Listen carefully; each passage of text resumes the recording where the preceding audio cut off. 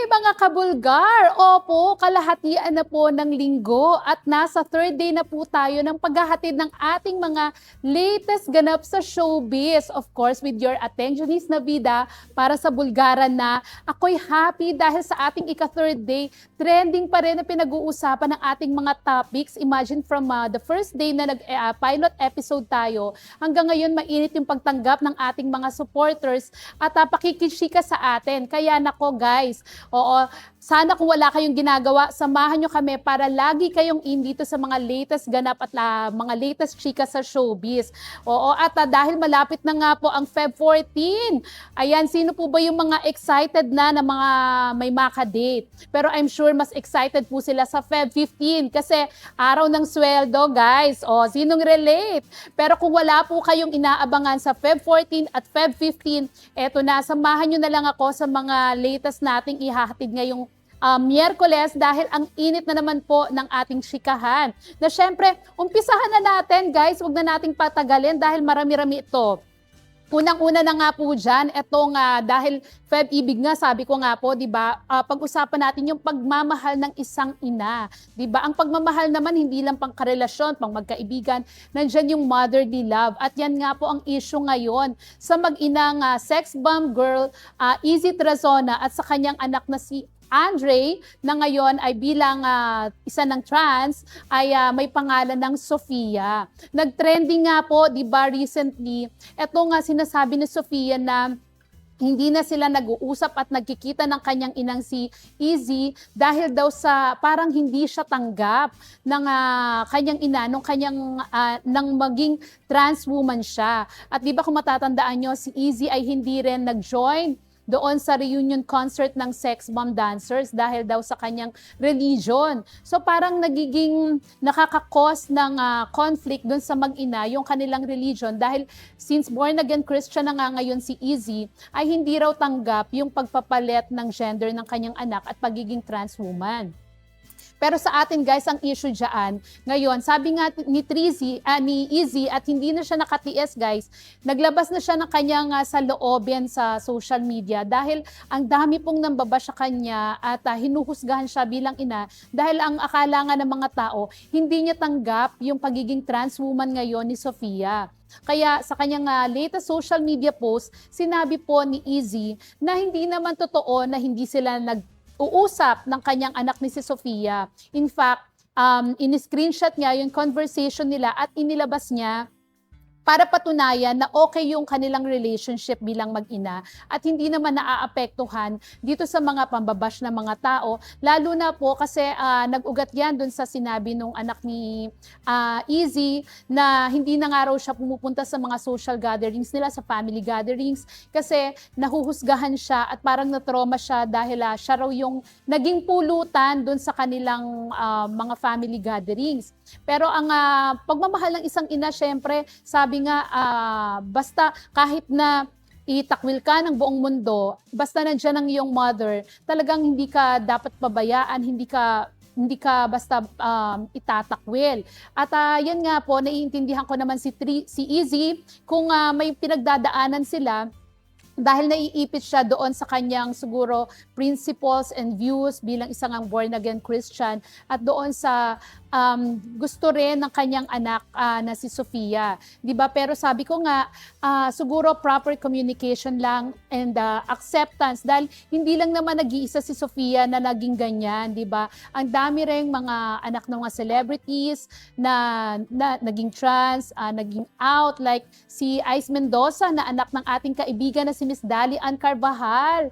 Ayan, 'di ba? Buong puso niya talagang sinusuportahan si Ice at tinatanggap. Kaya naman maganda rin ang naging pagpapalaki niya kay Ice Mendoza kaya naiiwasan yung mga pinagdaraanan ng mga kabataan ngayon na mental health problem. Ganun lang naman po talaga, ang importante lang talaga yung family mo ang unang-unang tatanggap at susuporta sa iyo. At sana, 'di ba, dumating din yung time na talagang maging maayos yung relationship ng mag-inang Izzy and Sofia at sana iset aside na lang yung opinion ng ibang tao kasi ang mahalaga naman dito yung relationship nila. And as they say, life is short, 'di ba? Sana wag sayangin yung mga panahong dapat nagbabanding sila, dapat ini-enjoy nila yung kanilang moments together. So, wag na nating intindihin yung bashers, yung sinasabi ng ibang tao. Ang importante, yung relasyon ng pamilya. Dahil sa huli, pamilya pa rin ang importante. Ayan, guys. Oo. Yung atin namang next issue, eto pa rin ako, usong-uso talaga ang pambabash ng mga netizens. At kung mahina ang iyong mental state, ang iyong stability, di ba parang maaapektuhan ka talaga sa mga sinasabi ng mga bashers, lalo na po ang mga celebrity, very open sila, ang buhay nila para silang ang sabi nga, mga isda na nasa aquarium na all the time nakatingin ng mga tao sa kanila. Binabantayan bawat kilos nila. Oo, at itong si Andrea Brillantes ay isa sa mga paborito ng mga bashers at ng mga netizens na husgahan, lalo na't very open yung kanyang love life sa social media.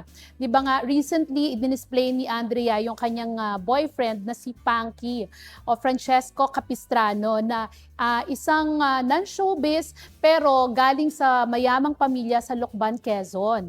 At dahil napakaraming fans ni Andrea, ang dami rin niyang bashers at ngayon kinikriticize yung pagiging open niya sa kanyang love life. At to the point na, guys, to the point na may mga bashers, hindi natin malaman kung naiinggit ba kay Andrea dahil masaya yung kanyang love life. May mga bashers na nag-a-accuse sa kanya na di umano ay, sorry for the term guys, pero ito yung ginamit na term, pinagpa-practicean lang di umano si Andrea ng kanyang boyfriend. Diba? Parang for me as a girl, napaka-unfair din naman for Andrea na mahusgahan ng ganon. Kasi hindi naman natin alam kung ano yung pinagdaraanan niya, di ba? Maaaring sinasabi natin na hindi maganda yung image ni Andrea kasi papalit-palit ng boyfriend, nakailang boyfriend na. Before, nung bata pa siya, marami na ring nalink sa kanya. Tapos yung huli niya, si Richie Rivero, na ngayon ay nalilink naman sa anak ni Richard Gomez na si Juliana, bago siya napunta nga ngayon dito kay Punky. Pero alam niyo po, guys, kaya ayoko ding maging judgmental. Dahil sabi ko nga, ang buhay ng mga artista, ang nakikita lang natin, yung nasa harap ng camera, pero hindi natin alam yung pinagdaraanan nila, kung ano ba yung buhay, ano ba yung hirap, ano ba yung situation nila sa mga naging karelasyon nila, di ba? Ang sa akin lang siguro, as a celebrity si Andrea, hindi natin masisisi rin yung mga netizens kung minsan na-accuse sila o na-judge sila kasi depende rin kung sa pagdi-display din niya ng o pagiging open nila ng kanilang love life sa social media, di ba? Bilang celebrity, siguro si Andrea, proud lang din siya dun sa boyfriend niya. Pero siguro din, dapat niya rin i-balance kung ano ba yung dapat niyang i-share, ano ba yung dapat niyang i-post sa social media. Lalo na syempre, di ba, ang mga tao nga, sabi ko nga sa inyo, napaka-judgmental at hindi pa rin mawawala sa ating mga Pilipino yung pagiging conservative. Di ba? Kaya marami pa rin sa atin ang nagsasabi lalo na kapag ang mga magbo-boyfriend na hindi pa naman nga umaabot to the point na kinakasal at nagkikissing in public, very open, nagpi-PDA, diyan talaga nagja-judge, lalo na kung halimbawa nagpalit uli ng boyfriend, hindi sila nagkatuluyan, parang sinasabi nila, nako, sayang tong batang to, sayang to, gano'n nagja-judge agad, di ba? Kaya siguro, yung mga celebrities, maging maingat na lang din sila sa kanilang image, lalo na alam nila na talagang binabantayan yung bawat kilos nila.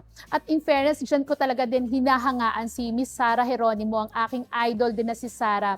Kasi kahit nag-asawa si Sara G, talagang naingatan niya yung kanyang image na wholesome, and even now na mag-asawa na sila ni Mateo, parang, di ba pa kahit nakinikiss siya ni Mateo in public, parang hiyang-hiya pa rin si Sara. At parang hindi niya pa rin talaga maipakita yung kanyang pagmamahal kay Mateo in public. Siguro kasi, yun ang naging magandang pagpapalaki sa kanya ni Mami Divine. Sabi nga ni Mami Divine Geronimo dati, gusto niya kung sino yung magiging boyfriend ni Sara, yung first boyfriend, yun na rin yung magiging last boyfriend niya. At in fairness kay Sara, wala rin naman siyang mga inamin, di ba, na mga naging karelasyon niya. Kaya nung maging sila ni Mateo, maganda pa rin yung image ni Sara G. O, di ba, nakakatuwa At nako, ayan, ang dami na pong mga nagko-comment. Oo, bigyan natin ng space at time itong mga nagko-comment sa atin dahil nakakatuwa, napaka ano nila, participative nila sa ating ano ngayon, live ngayon. Ayan, basahin ko lang po guys ha. Oo, ayan. Okay, sabi ni Vin Vanes Villarizabello, yes, that's true. Dapat di napansinin, sinasabi ng ibang tao. Ayan, ang advice niya kay Andrea. Sabi niya, hindi siya fan, but she's kind, leave her alone, bashers. O, di ba? Kung mahina-hina ang loob ni Andrea, malamang na nagkaroon na rin siya ng mental health problem. Sabi naman ni Jasmine Romero, dead ma sa bashers. Ayan, oo, nakasuporta talaga sila kay Andrea. At si John Jonathan Talastas, OMG, mukhang nakarelate si John Jonathan. Na-victimize ka na rin ba ng mga bashers, Jonathan? Oo. So relax lang guys. Oo, wag na nating pansinin yung kasi mga tao talagang may mga sinasabi, 'di ba? May mga sabi nga nila mema. So dead man na lang. Oh, anyway, yung ating next item naman, ito guys, isa rin po sa mga paborito ng mga bashers at not because of her love life, but because of her looks. Kasi kung matatandaan, last year, parang nag-iba yung itsura niya. At maraming nakapansin na nagparitoke siya ng ilong. 'Di ba? Lalo na nung umattend siya sa GMA Ball. At ito, wala nga pong not for anything pero ito pong napansin kay Miss Sanya Lopez ng mga fans and bashers niya, talaga namang kapansin-pansin. Pero ngayon, guys, marami ang natuwa nang makita si Sanya Lopez dito sa katatapos lang na premiere night ng The Loved One, kung saan pumunta siya at nanood at sumuporta. At nakita nga ang itsura ni Sanya. Mukhang naibalik na sa dati ang kanyang ilong na pinintas-pintasan ng mga bashers. Oo, kung dati sinasabing, ano ba, ang laki ng ipinagbago ni Sanya at hindi siya nakilala doon sa kanyang pagpapa-enhance ng ilong. This time, mukhang bumagay na uli sa kanya yung kanyang nose, nose lift ba to, nose job. Hindi natin alam kung paano enhancement ang ginawa, pero ang mahalaga, bumagay na uli sa itsura ni Sanya yung kanyang bagong gawang ilong. At ang mahalaga rin, nakatagpo na siya ng love life. O di ba? Malay natin dahil dun sa kanyang bagong ilong, kaya nahanap niya yung kanyang bagong boyfriend na until now, hindi pa ibinubunyag o pinapakita, inilalantad ni Sanya Lopez sa publiko. Pero marami na nga po ang nagsasabi na talagang masaya si Sanya at ipinakilala na raw niya yung kanyang bagong boyfriend sa kanyang mga kaibigan, lalo na sa mga co-stars niya sa Encantadia. Ayan, kung nakikita nyo, ang ganda-ganda na uli ni Sanya, in fairness, di ba? Iba talaga pag in love. So ayan, maraming salamat kay Ate Essie Rapada sa kanyang video, no? Kaya nakita natin yung bagong itsura ni Sanya Lopez. Okay, eto na, yung ating last item na napakabilis naman. Parang ako na bibitin mismo sa oras, no?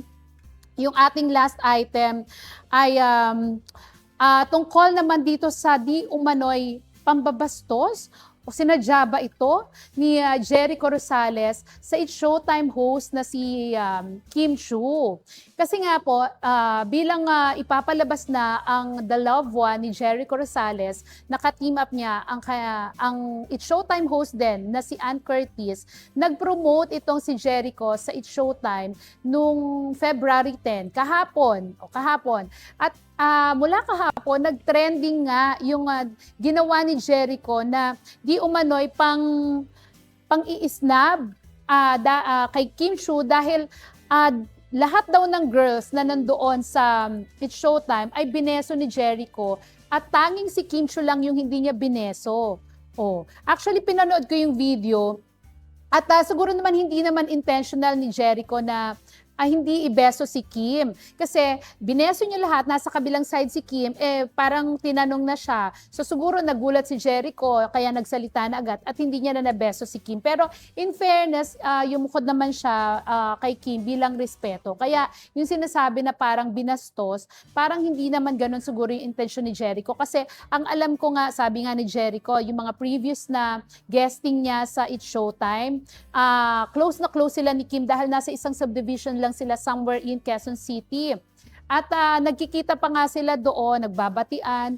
Oo, kaya lang ngayon, binibigyan nga kasi ng meaning ng ibang netizens, lalo na yung sinagot ni Jericho nung tinanong siya ni Kim na ano bang bago doon sa movie nyo? Tinanong siya para mag-promote. At ang sagot lang ni Jericho ay, wala lang, 'di ba? So binigyan ng kulay ng mga netizens kung bakit ganun daw yung naging sagot ni Jericho. At sinasabi nga nila, parang hindi tama yung naging treatment niya kay Kim. Kaya yung ibang mga viewers, lalo na po yung mga fans ni Kim Chiu, binibigyan din ng kulay. Bakit naging ganun ang treatment ni Jericho kay Kim?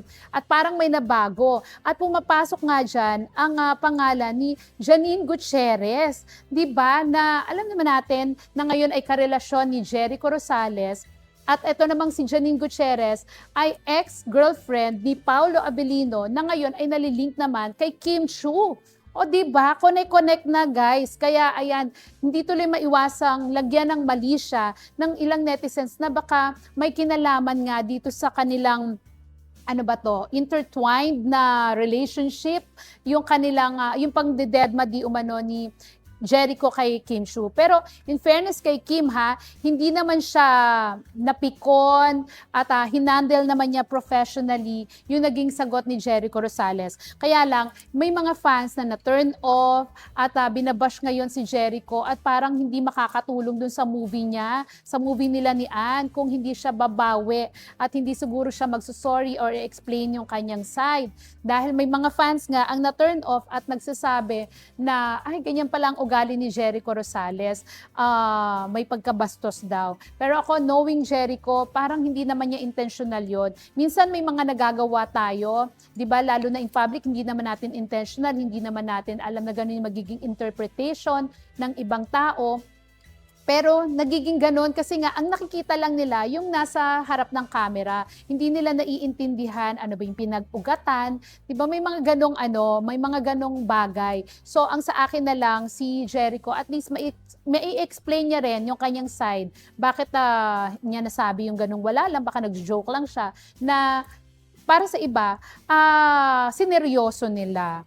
Ayan, ako guys, ang dami pang comments dito, nakakatuwa naman. Ayan, pati yung ating kasamahan na si Josh Mercado ng ABS-CBN ay nanonood sa atin. Taray, sabi ni Josh. Maraming salamat, Josh. Ayan, at kay Mrs. Yolanda de los Santos, of course, sa aking mudra, paki-shoutout mamaya mga MC Choir of St. Peter. Watching sila. Guys, kaya pala ang daming mga nakatutok sa atin ngayon. Maraming salamat po sa MC Choir. Ayan. Kaya John Mark Olimba, maybe it's their assumption for Andrea and not their decision. Oo, ayun naman. Kaya sabi ko nga, syempre may kanya-kanya tayong opinion eh. Ang mga netizens, ang lahat naman meron kanya-kanyang opinion. Kaya lang minsan, di ba, kindness is free. Bakit naman ipagkakait pa natin yon? At kung alam natin na makakaapekto sa mental health ng isang tao, di ba, pwede naman nating i-DM na lang si Andrea at hindi na kailangan sabihin pa yun in public, lalo na kung may pagkataklesa yung ibang nagsasalita at napakadiretso, di ba? Wag naman pong ganon. Okay. Sabi ni Vin Vanessa Villariza Bello, wala lang silang pang-ilong. Maganda naman si Sanya with or without enhancement. True. Oo. Ay, ang taray, buti bumalik ang dating Sanya, sabi ni Jasmar Santos. O, mas gusto nila yung dating Sanya, no?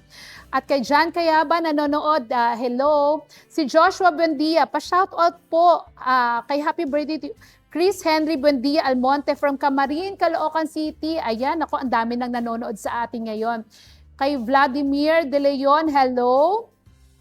Dyan, nabasa na natin. Sabi ni Vin, over naman sa judge. Di ba? Si Jan Kayaban, pa-shoutout din. Hello, Jan Kayaban. Si Elaine May Castigador, ang aking dating angel. Hello, Elaine from Kalinog, Iloilo. All the way from Iloilo, may mga watchers na tayo dyan. Thank you. Jasmine Romero, love that for Kim. Very professional. Ayan naman yung mahahangaan natin kay Kim. Bashing turns opinions into trash instead of meaningful discussion. Tama ka dyan, John Mark Olimba. Thank you for your wonderful comment. O, di ba? Pang beauty queen ang kanyang comment. Okay. So, ayan na guys.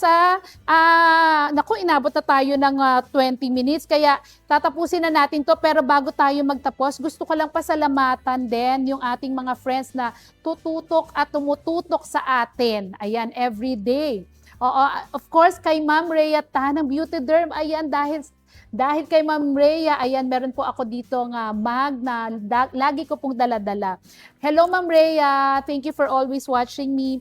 Sa aking Maring Tatas Gana, of course, na napaka-supportive sa atin. Kay Tita Token Lizares, kay Maring Karina Martinez, sa aking mga pinsan na sina Nerissa at Donna sa Morong Bataan, sa aking mga classmates na sina Dan Barrera, Daniel and Mimi Malikdem, ang daming mga nakatutok sa atin. Kay Tita Josie, Girl, Mitch and Georgie, Ana Marie Bonifacio, Ate Feli, Ate Liza, Susan, Kuya Leo, ang dami ha. Oo, at kala Ma'am Nympha, Just Mars, Mabel, Jenny, Brian ng ating editorial department. At sa mga OJTs natin na sina Jonathan, Claudine, and Jasmine, thank you for your support. Ayan, sa ating angel dito sa Bulgar na si Ate Marisa, si Ate Linda, napakasisipag nila.